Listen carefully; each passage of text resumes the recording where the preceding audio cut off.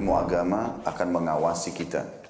Sebelum makan, sebelum minum, sebelum berteman, sebelum mencari pendapatan, maka ilmu agama akan berbicara dengan kita. Ini boleh atau ini tidak boleh. Oleh karena itu, ulama mengatakan kita lebih butuh terhadap ilmu agama ini daripada makanan pada saat sangat lapar, air pada saat sangat dahaga, dan juga tempat tidur pada saat kita sangat capek. Ghazwa TV, media dakwah masa kini. Yuk jadi bagian dari dakwah kami. Dukung operasional dakwah dan sosial kami, raih pahala amal jariah yang terus mengalir sampai hari kiamat. Innal hamdalillah nahmaduhu ta'ala wa nasta'inuhu wa nastaghfiruhu wa natubu ilaih wa na'udzu billahi min shururi anfusina wa min sayyiati a'malina may yahdihillahu fala mudilla lahu wa may yudlil fala hadiya lahu. Asyhadu an la ilaha illallah wahdahu la syarika lahu wa asyhadu anna Muhammadan abduhu wa rasuluhu la nabiyya wa la rasula ba'dah. Qala Allah ta'ala fi kitabihil karim, ya ayyuhalladzina amanu taqullaha haqqa tuqatih wa la tamutunna illa wa antum muslimun. Ya ayyuhan nasu taqu rabbakum alladzi khalaqakum min nafsin wahidah wa khalaqa minha zawjaha wa batha minhuma rijalan katsiran wa nisaa'a wattaqullaha alladzi tasaaluna bihi wal arham innallaha kana 'alaikum raqiba. Ya ayyuhalladzina amanu taqullaha wa qulu qawlan sadida yuslih lakum a'malakum wa yaghfir lakum dhunubakum wa man yuti'illaha wa rasulahu faqad faza fawzan 'azima. Amma ba'du fa inna asdaqal hadits kitabullah wa khairul hadi hadi Muhammadin sallallahu alaihi wasallam wa syarrul umuri muhdatsatuha wa kullu muhdatsatin fid dini bid'ah wa kullu bid'atin dhalalah wa kullu dhalalatin finnar. Ma'asyiral muslimin, jamaah salat Jumat yang kami muliakan, yang semoga dimuliakan Allah Subhanahu wa taala. Allah Subhanahu wa taala berfirman di dalam surah Al-Mulk ayat 1 sampai dengan 2. A'udzubillahi minasyaitonir rajim. Bismillahirrahmanirrahim. Tabarakalladzi biyadihil mulk wa huwa ala kulli syai'in qadir.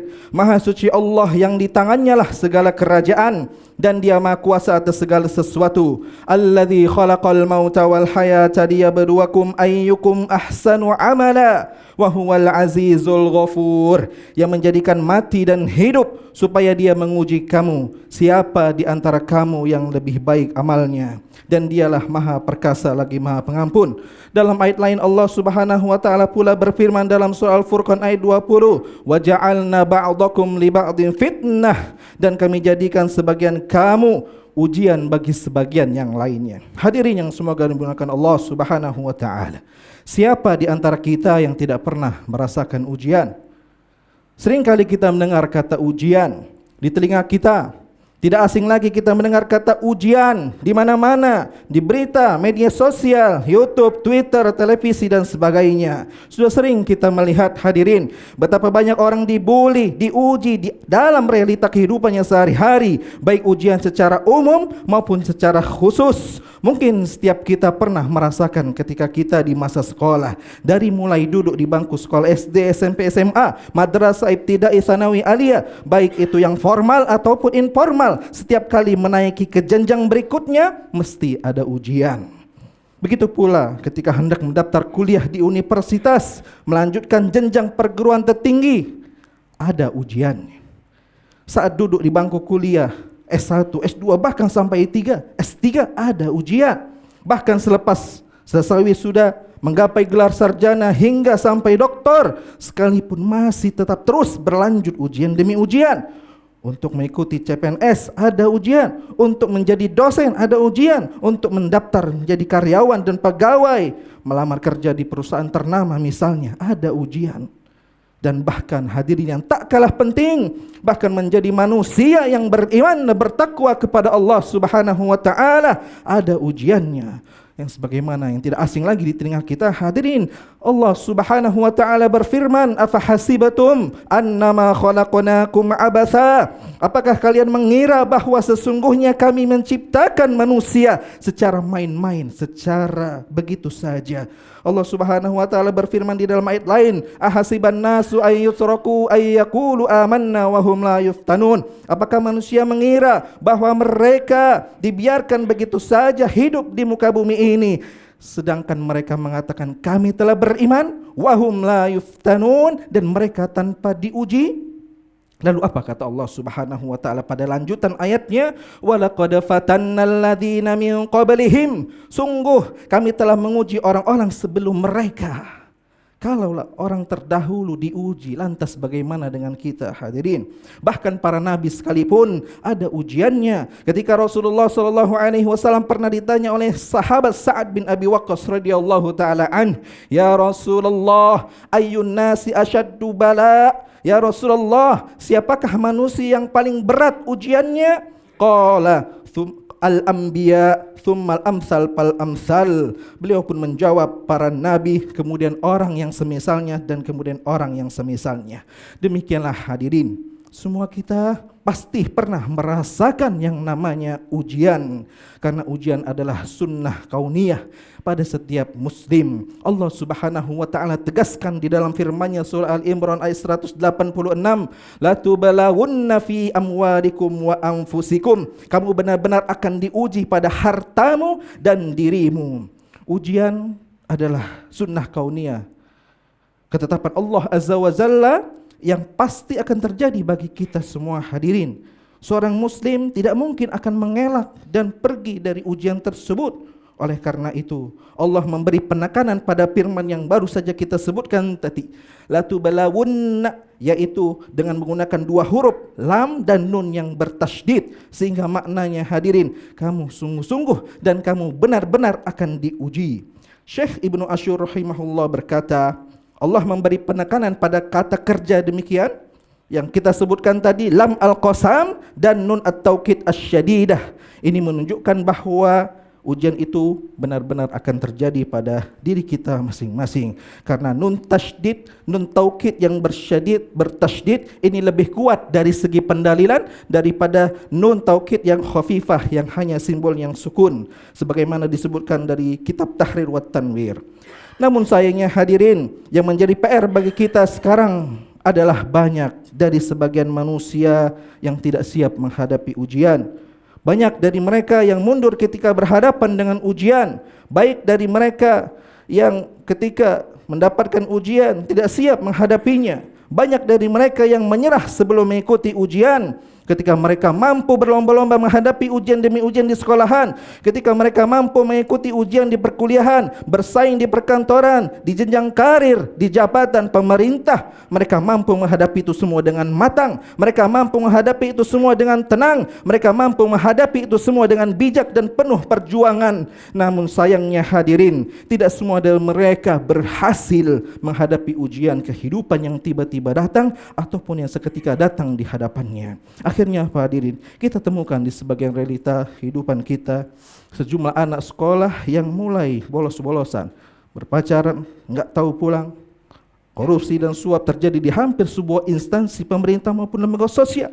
Seorang pejabat yang tidak amanah pada rakyat, seorang rakyat yang tidak taat pada pimpinannya, seorang atasan yang zalim pada bawahannya, seorang bawahan yang bekerja semaunya, seorang guru yang tidak sabar menghadapi muridnya, seorang murid yang tidak menghargai gurunya, seorang ibu yang tidak sabar mendidik anaknya, seorang anak yang tidak berbakti terhadap orang tuanya, seorang suami yang tidak bertanggung jawab terhadap istri dan anaknya, seorang istri yang melalaikan hak-hak suaminya, dan bahkan hadirin, kita temukan terjadinya perundungan di mana-mana, bully di sana di sini sana, dan bahkan sampai peristiwa bunuh diri wal iyadu billah. Akhirnya gagal menghadapi ujian yang sebenarnya.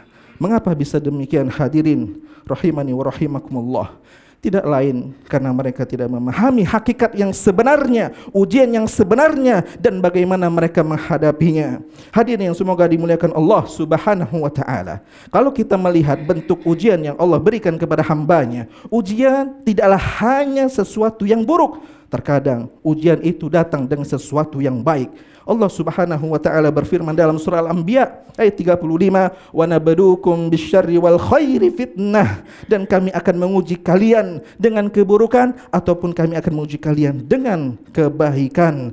Ujian itu untuk menguji yaitu hamba-hamba Allah Subhanahu wa taala. Terkadang seorang muslim apabila ditimpa dengan musibah dan kesusahan, kesulitan, ia sanggup bersabar. Tapi dikala kesempatan lain diberi kenikmatan yang berlebih, yang besar, nikmat yang luar biasa, terkadang ia tidak bisa lulus dari ujian tersebut. Sebagaimana hal ini pernah dinukil dari seorang sahabat radhiyallahu taala anhu berkata, "Ubtulina ma'a Rasulillah sallallahu alaihi wasallam bid-dharra fasabarna." Kami dahulu ketika hidup bersama Rasulullah SAW diuji dengan kesulitan, diuji dengan kesusahan.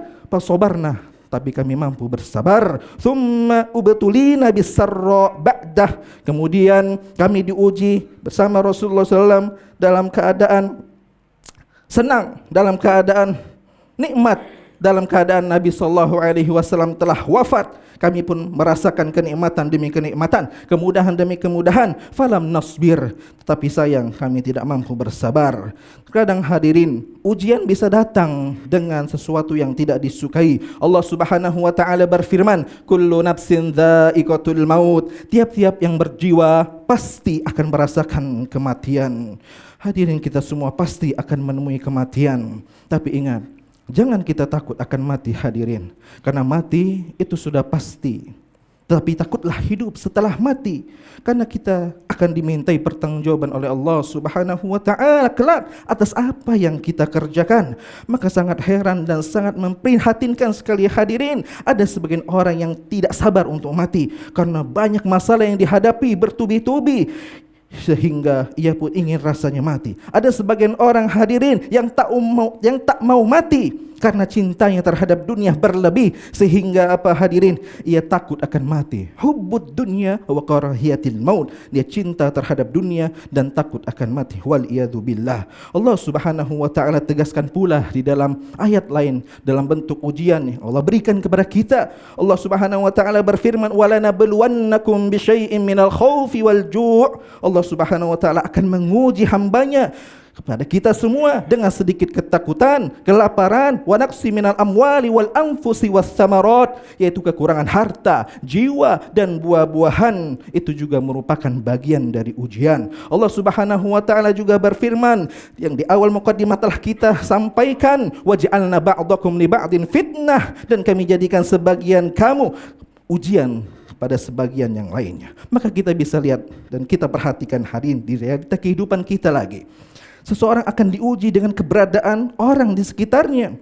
Misal seorang rekan kerja yang iseng terhadap temannya yang sedang sibuk bekerja misalnya. Seorang anak yang mengajak orang tuanya yang sedang sibuk bekerja untuk temanin bermain misalnya. Seorang suami diuji dengan kondisi istrinya yang selalu mencurigainya. Seorang istri diuji dengan suaminya yang ingin menikah kedua kalinya. Seorang guru yang diuji dengan kondisi muridnya yang banyak tingkahnya. Seorang murid yang diuji dengan kondisi gurunya yang tidak mau memahaminya. Seorang muslim yang diuji dengan muslim lainnya atau bahkan non-muslim karena perbedaan pandangan, dan seterusnya hadirin. Lantas apa kata Allah Subhanahu wa taala lanjutan ayatnya? Atasbirun, apakah kamu mau bersabar? Apakah kau sanggup untuk bersabar? Wa kana rabbuka basira, dan adalah Tuhanmu yang akan menilai dan melihat. Itulah merupakan bagian dari ujian hadirin. Maka ingatlah seketika ketika kita mendapatkan ujian, baik itu yang baik atau yang buruk, ingatlah ujian di mana Allah Subhanahu wa taala berikan ujian yang lebih besar, yang lebih berat daripada ujian kita, yaitu ujian para nabi alaihi wassalatu wassalam. Rasulullah sallallahu alaihi wasallam pernah bersabda, "Ya Rasulullah," ketika sahabat Sa'ad bin Abi Waqqas radhiyallahu taala anhu bertanya kepada Rasulullah, "Ya Rasulullah, ayun nasi asyaddu bala?" Ya Rasulullah, siapakah manusia yang paling berat ujiannya? Qala, maka Nabi SAW menjawab, al-anbiya, para nabi, thummal amsal pal amsal, kemudian orang-orang yang semisalnya, dan kemudian orang-orang yang semisalnya. Fayubtalar rajulu ala hasabi dinih, seorang itu akan diuji sesuai kadar kekuatan agamanya. Fa in kana dinuhu sulban ishtadda bala'uh, jika agamanya kuat maka ujiannya pun akan bertambah berat. Wa in kana fi dinihi riqqah, yubtilia ala hasabi dini. Jika agamanya lemah, maka akan diuji sesuai kadar kekuatan agamanya tersebut. Lihatlah hadirin bagaimana para nabi diuji dengan segala keadaan, karena Allah Subhanahu wa taala menyesuaikan dengan keimanan dan kekuatan agamanya tersebut. Lihat Nabi Ayub alaihi salam diuji dengan sakitnya yang parah bertahun-tahun lamanya tak sembuh-sembuh, dengan penyakit yang banyak orang menjauhinya. Namun ia tidak bersedih hati, ia tidak pasrah, ia terus berharap berdoa kepada Allah, Rabbi anni masyaniyad dur wa anta arhamur rahimin. Ya Allah, sungguh aku diuji penyakit yang amat sulit, dan aku mengetahui bahwa Engkau adalah Rabb yang paling penyayang terhadap hambanya. Akhirnya apa hadirin? Nabi Ayub pun lulus dengan ujiannya, dengan bersabar sekian lamanya. Dia tidak menyerah, dia tidak berputus asa. Beliau terus berprasangka baik kepada Allah Subhanahu wa taala. Allah pun menyembuhkan. Lihatlah Nabi Yusuf alaihi salam diuji oleh saudara-saudaranya yang iri, dengki, tidak suka kepadanya karena mendapatkan kasih sayang dan perhatian oleh ayahnya, hingga Nabi Yusuf pun dibawa oleh saudara-saudaranya tersebut, diasingkan atau dicelakai, dimasukkan ke dalam sumur, dan Nabi Yusuf tidak bisa berbuat apa-apa sampai diselamatkan oleh seseorang terkemuka, dan akhirnya menjadi orang yang terpenting yang diamanahkan kepadanya menjaga perbendarahan. Akan tapi apa? Nabi Yusuf tidak pernah membalas dendamnya. Nabi Yusuf alaihi salam juga diuji dengan seorang wanita yang tercantik, terpandang, terkemuka di tempat yang aman untuk berzina. Pada saat itu melihat ketampanan Nabi Yusuf alaihi salam, yang mana wanita ini berkedudukan yang terkemuka, yang tinggi, berhasrat kepada Nabi Yusuf alaihi salam. Dan begitu pun sebaliknya, Nabi Yusuf sudah mulai balik dan ada rasa seperti itu, sebagaimana disebutkan di dalam Al-Quran, walaqad hammat bih wa hamma biha. Tetapi apa hadirin? Tapi Nabi Yusuf ingat kepada Rabbnya. Qala ma'adzallah, aku berlindung kepada Allah Subhanahu wa taala. Innahu rabbi ahsana mathwaya, karena Allah lah tempat-tempat kembali dan sebaik-baik tempat aku berkeluh kesah kepadanya. Sehingga ia pun lulus dari ujian tersebut dengan menolak hasrat yang tidak halal. Nabi Muhammad SAW begitu pun yang sering kita dengar, Nabi kita yang terakhir diuji dari sejak kecil hadirin, ditinggal orang tuanya.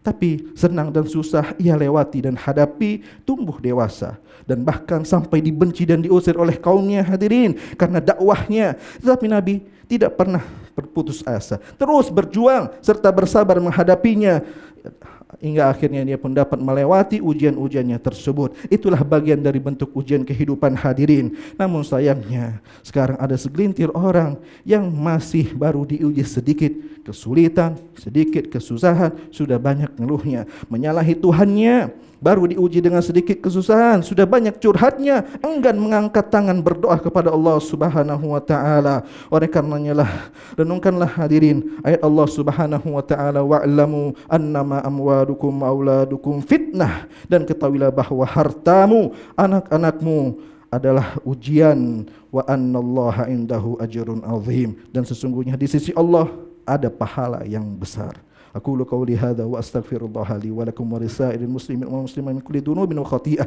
fastaghfiruh innahu huwal ghafurur rahim. Alhamdulillah hamdan katsiran tayyiban mubarakan fih kama yuhibbu rabbuna wa yardah. Asyhadu an la ilaha illallah wa asyhadu anna Muhammadar Rasulullah. Kaum muslimin dan muslimat, kaum muslimin hadirin jamaah salat Jumat yang dimuliakan Allah Subhanahu wa taala. Dalam Islam, ujian adalah bagian tak terpisahkan dari perjalanan manusia. Dengan memahami makna ujian dan mengambil langkah-langkah yang sesuai, kita dapat menghadapi dengan tegar dan memperoleh berkah serta rahmat dan petunjuk dari Allah Subhanahu wa taala. Sebagaimana Allah Subhanahu wa taala janjikan, wabashshirus sabirin, beritakanlah kabar gembira kepada orang-orang yang sabar, alladzina idza asabatuhum musibah, apabila mereka diuji, dicoba oleh Allah Subhanahu wa taala, mereka mengatakan inna lillahi wa inna ilaihi rajiun. Ulaika alaihim salawatun mir rabbihim wa rahmah. Mereka mendapatkan keselamatan dari Allah Subhanahu wa taala, wa ulaika hum muhtadun. Mereka akan mendapatkan petunjuk dari Allah Subhanahu wa taala.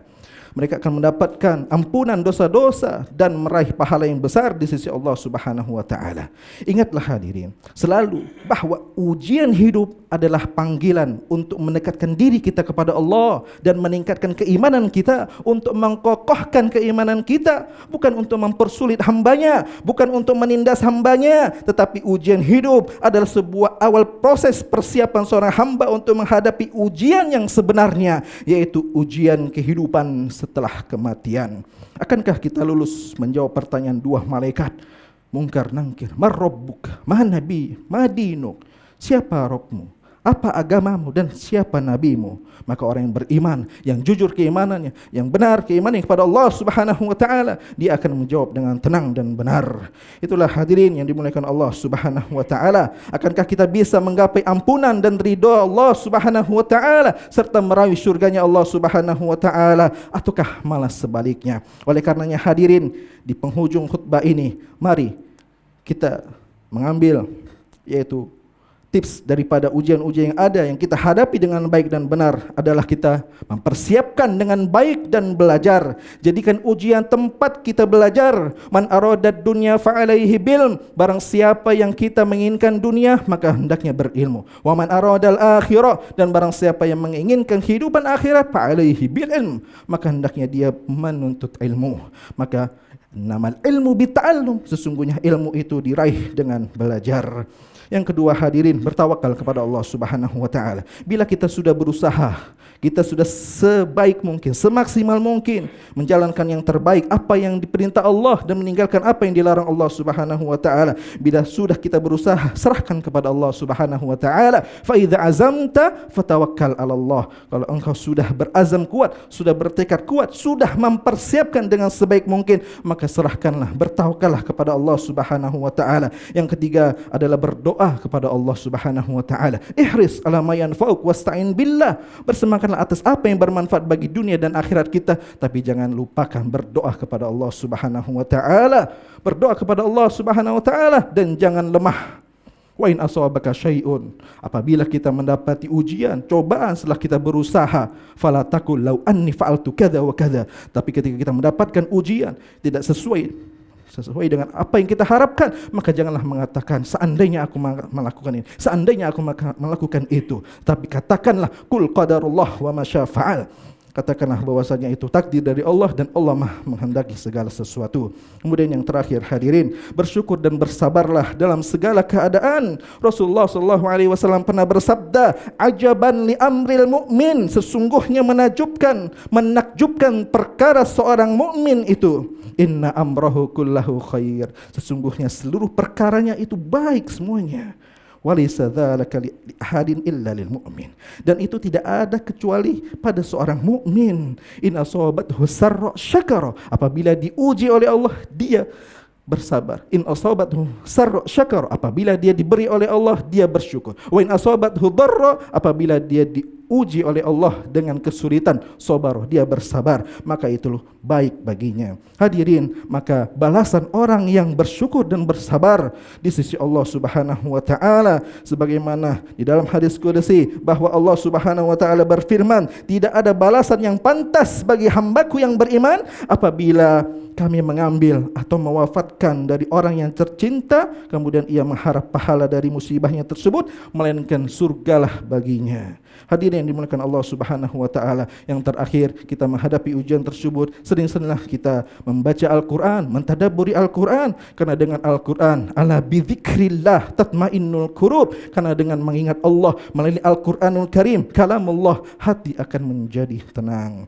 Innallaha wa malaikatahu yusholluna 'alan nabi ya ayyuhalladzina amanu shallu 'alaihi wa sallimu taslima. Allahumma shalli wa sallim ala sayyidina Muhammadin wa ala nabiyyina Muhammadin kama shallaita ala Ibrahim wa ala ali Ibrahim fil alamin innaka Hamidum Majid. Allahumma ighfir lil muslimina wal muslimat wal mu'minina wal mu'minat al ahya'i minhum wal amwat innaka sami'un qaribun mujibud da'wat. Allahumma idfa' 'annal ghala wal waba war riba waz zina waz zalazil wal mihan wa su'al fitani ma dhahara minha wa ma batan an baladina hadha khassahu an balad sa'iril biladil muslimin 'ammah.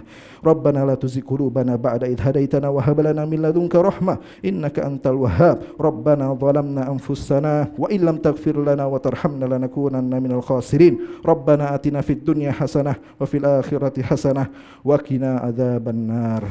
Bismillahirrahmanirrahim.